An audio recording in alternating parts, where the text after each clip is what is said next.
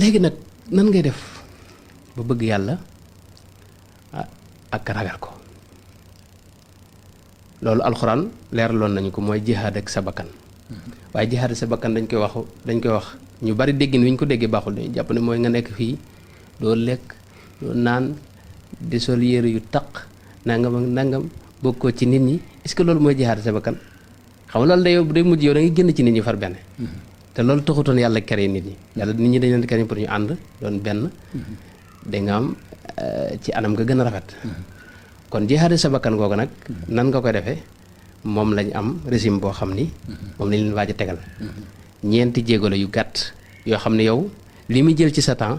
du mat sax 30 minutes du mat sa 30 minutes li ci lépp liggéeyu xel la ak xol lañ la ko wax léegi ci anam gu gàtt insha allah boo ci jaaree diir bu néew nga gis ak soppi ko ci sa xol diir bu néew nga gis ne yow yàlla am na foo ko teg diir bu néew nga gis ne yàlla bëgg nga ko te boo ko bëggee dana tax lépp lu aju ci moom da nga koy bëgg da ngay bëgg nit ñëpp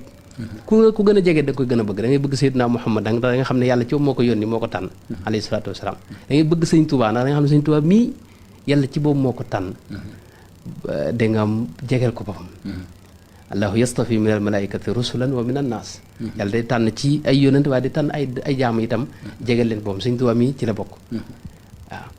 léegi ak yeneen ak yu bari yoo xam ne da cee ànd te ba sa dund day neex fii ci àdduna sa dund day neex ci àllaaxira yooyu yëpp dana ci ñëw insha allah mën nañoo yemale foofu xaaj bu njëkk bi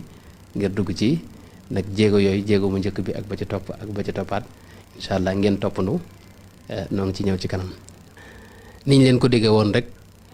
ñeenti tomb yi nga xam ne ñeenti jéego yi nga xam ne képp koo xam ne yàlla defal na la tawfeex yi nga mën koo